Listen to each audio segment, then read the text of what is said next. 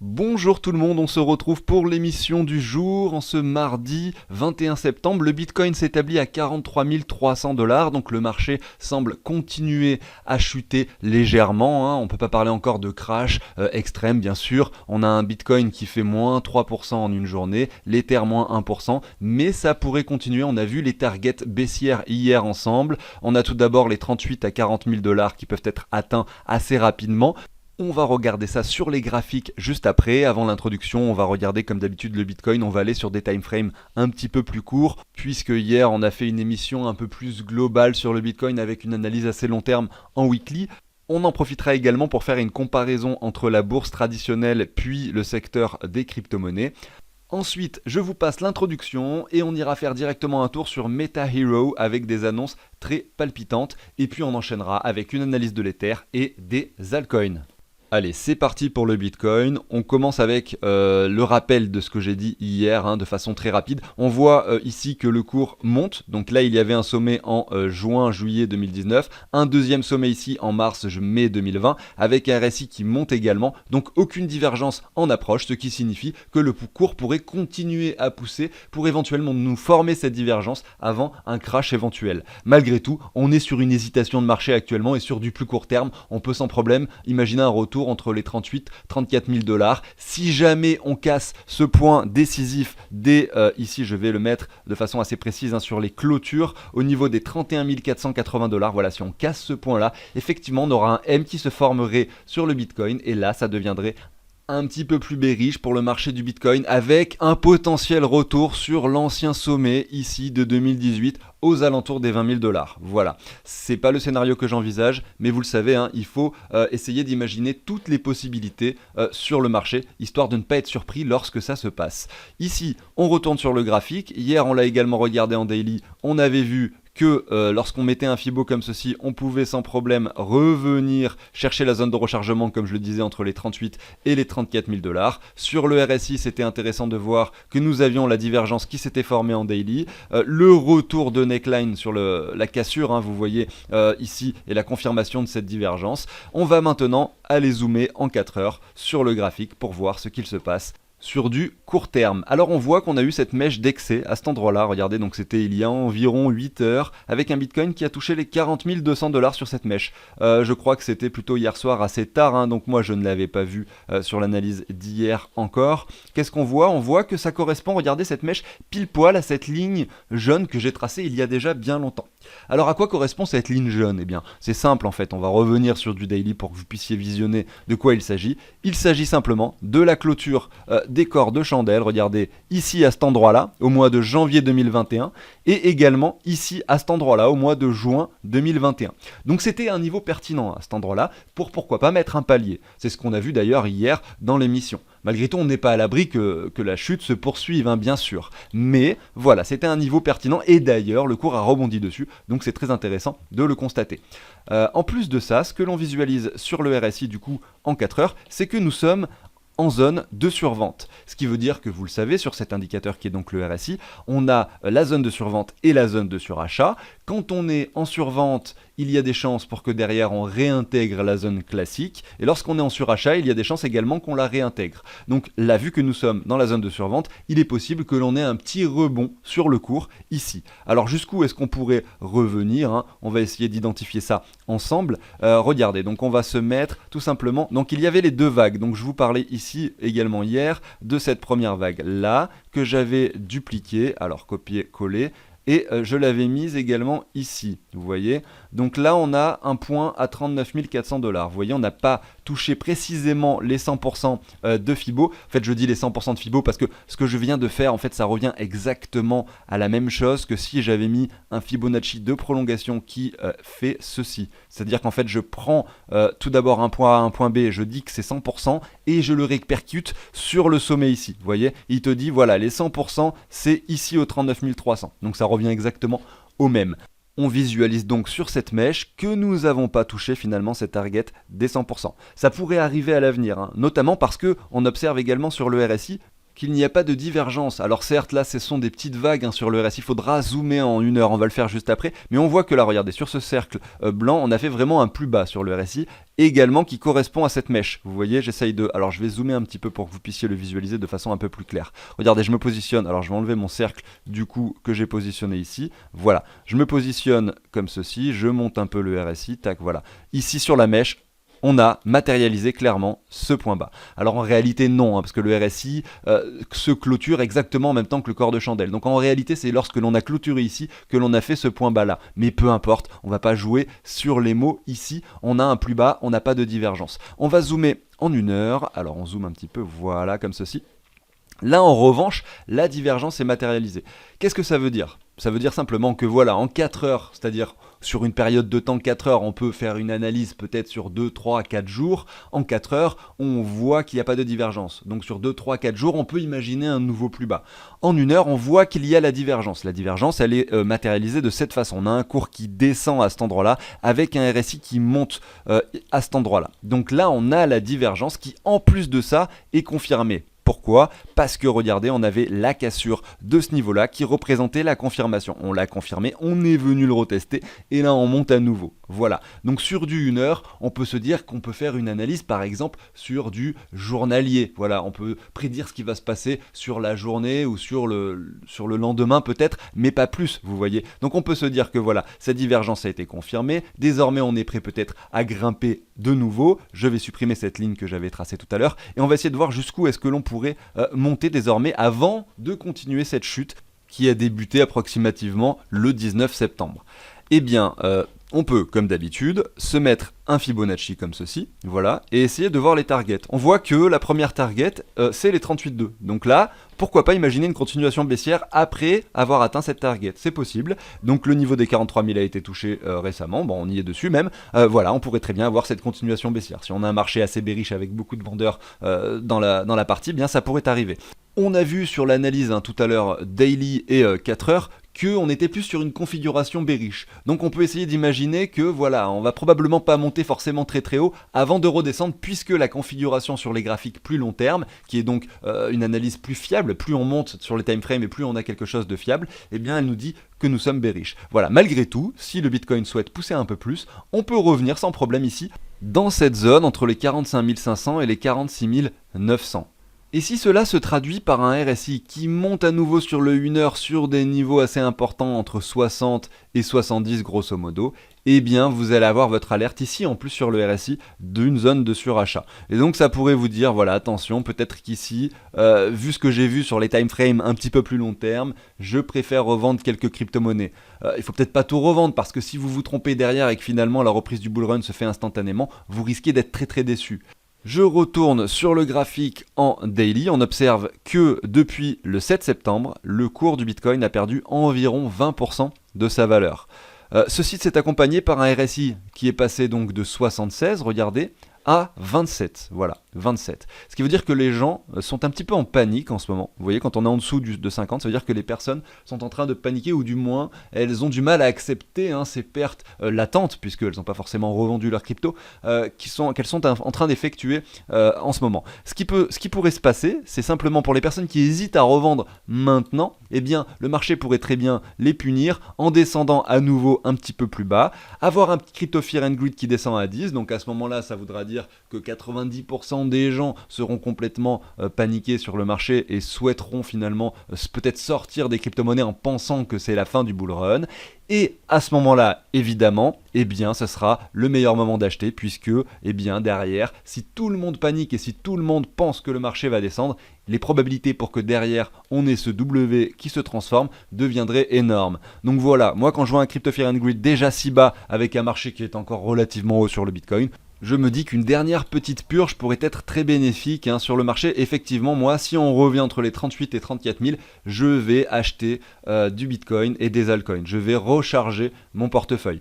Est-ce que je vous dis de faire la même chose? Non, pas du tout. C'est à vous de voir. Si vous pensez que ce M peut se produire et que le marché risque de continuer à chuter, effectivement, ça ne sera pas la bonne opportunité pour acheter. Malgré tout, après une chute du Bitcoin de 30%, je commence clairement à recharger. Voilà. J'en ai fini avec ça, je finis simplement avec l'analyse comparative entre la bourse traditionnelle et le Bitcoin. On observe que donc ce crash du Bitcoin n'avait pas été accompagné par un crash sur la bourse traditionnelle. Regardez le SP500 à gauche, donc on va reprendre ce crash, on va se mettre ici, voilà. Vous voyez, alors certes, pendant le crash du Bitcoin ici, on avait tout de même le SP500 qui stagnait, on était ici, pendant cette période, vous voyez, exactement cette période.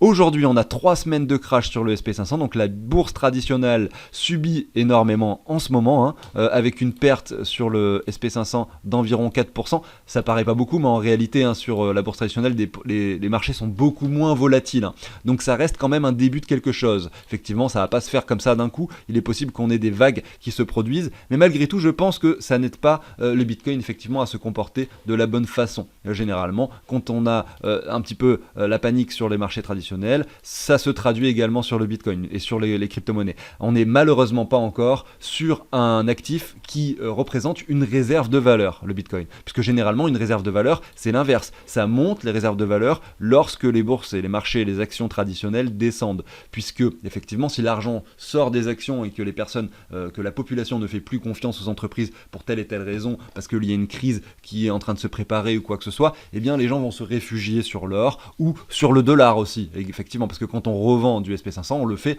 pour du dollar dans un premier temps, avant de racheter de l'or. Donc vous voyez, c'est souvent comme ça que ça se passe. Là, on voit qu'on est assez corrélé avec le SP500. Là, en tout cas, ces 3 dernières semaines. Ce que l'on peut se dire, c'est simplement que là, on avait eu un crash très important du Bitcoin, notamment parce qu'on était monté très très haut, très très fort avant. Cette fois-ci, c'est différent. On a un crash qui semble corrélé avec celui du SP500. Voilà, c'était simplement une petite analyse, un petit rappel sur la corrélation. On va voir également le dollar, du coup. Qu'est-ce qui se passe sur le dollar? On a effectivement le SP500 qui descend et on a, regardez, donc depuis 3 semaines, on va se remettre sur le moment exact. Voilà, pendant ces 2 bougies de crash, alors je vais zoomer parce que là on ne voit rien du tout. Voilà, je vais supprimer ça. Pendant ces 2 bougies de crash sur le SP500, on a eu un dollar qui est monté. Voilà, ici à cet endroit-là. Donc l'argent est sorti du SP500 pour rentrer dans le dollar. Si on regarde l'indice du dollar plus long terme et qu'on essaye de l'analyser, on va essayer de se mettre comme ceci. Est-ce que je suis sur le bon nom?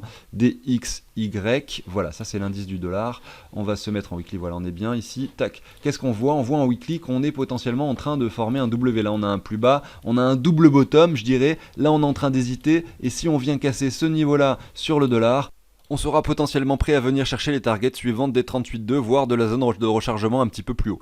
Et ce genre de choses, finalement, pourrait se traduire avec un marché des cryptos, finalement, qui hésite un petit peu plus. Ça veut pas dire, effectivement, c'est pas forcément toujours corrélé de la même façon. C'est pas parce que le dollar monte que les cryptos descendent et que le SP500 descend avec. Des fois, c'est pas tout le temps parfaitement bien corrélé. Ça dépend des raisons, de comment ça se passe, etc. Vous voyez, il y a beaucoup de facteurs, en fait, qui rentrent en compte. Mais voilà, un dollar qui monte, c'est pas forcément bon signe pour les crypto-monnaies. Voilà, donc c'est une affaire à suivre. Ça veut pas dire, comme je le répète, ça veut pas dire que c'est la fin du Bitcoin. Bien sûr que non, on peut très bien avoir un Bitcoin qui monte également en parallèle. Mais il faut rester prudent et c'est bien toujours de comparer les graphiques. Et d'ailleurs, si on s'amuse à regarder le graphique du dollar en monthly, on observe de façon très claire que, regardez en 2015, le marché du dollar, donc le dollar, l'indice du dollar, excusez-moi, a pris de la valeur jusqu'en 2016, décembre 2016, et derrière il a chuté. Et regardez ici, décembre 2018, voilà, le dollar est sur les plus bas, et c'est le moment pile poil où le Bitcoin a touché les 20 000. Donc on avait un dollar qui chutait avec un Bitcoin qui prenait de la valeur, vous voyez. Donc là, effectivement, ça collait. Par la suite, le dollar reprend de la valeur ici jusqu'en 2020 et là, il y a un crash qui commence à s'opérer. Ce crash-là, il correspond à peu près à la période Covid de 2020, vous voyez. Et donc, on a eu des bougies rouges. C'était la même chose sur le Bitcoin, c'était la même chose sur le SP500, sur l'or. Tout a chuté pendant cette période. Derrière, le dollar reprend un petit peu de valeur et là, il chute à nouveau. Cette fois-ci, cette période-là, vous voyez qui est ici, c'est le moment où le Bitcoin a commencé à grimper jusqu'en décembre 2020. Donc là, effectivement, il y avait encore cette corrélation avec un dollar qui chute et le Bitcoin qui grimpe. Ici, on est en train d'hésiter. Donc comme je le dis, 2 possibilités. Soit on retourne un petit peu plus haut par ici, pour ensuite peut-être redescendre, soit on descend directement et on vient confirmer ce M gigantesque sur le dollar. Et là, ça pourrait sentir assez bon pour les crypto-monnaies si ce scénario se produisait. Et donc tous les mois, tous les 2 mois, je parle des fois du dollar et du SP500 pour essayer de faire des petites comparaisons comme celle-ci. aussi. Je le fais pas très souvent, mais voilà, ça me semble important de le faire. Ceci étant dit, je vais vous passer l'introduction. N'hésitez pas au passage à vous abonner, à liker si le contenu de la chaîne vous plaît. Je vous dis à tout de suite.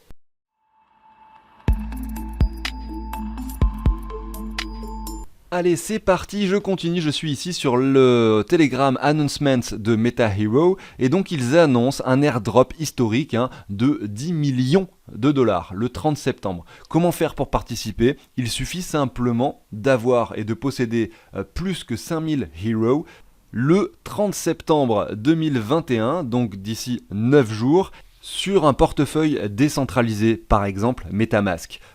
Voilà, c'est un projet que j'ai présenté il y a quelques temps, il y a 1 mois et demi, 2 mois. Ils ont des scanners en fait qui permettent de scanner n'importe quoi de la vie réelle pour les transformer en NFT. Ça peut servir pour les jeux vidéo comme pour un musée par exemple que vous pourriez regarder en réalité virtuelle en payant un ticket sur un métaverse. Voilà, c'est quelque chose qui est très lié finalement au secteur du métaverse qui est en développement dans la plupart des plus grosses entreprises mondiales, par exemple Facebook, qui a embauché de nombreux développeurs, des milliers de développeurs en fait, j'avais vu une news là-dessus, au sujet justement pour développer tout un projet métaverse. Il faut savoir que le Hero sert justement à payer le scanner pour pouvoir scanner des objets. Voilà l'utilité de ce token. Voilà, donc j'en ai fini avec ça. Ils font toujours des campagnes très agressives de marketing comme ça, donc ça pourrait engendrer encore une hausse du prix. Plus de personnes connaissent Hero et Meta Hero, et plus son prix va augmenter de façon naturelle. C'est assez logique.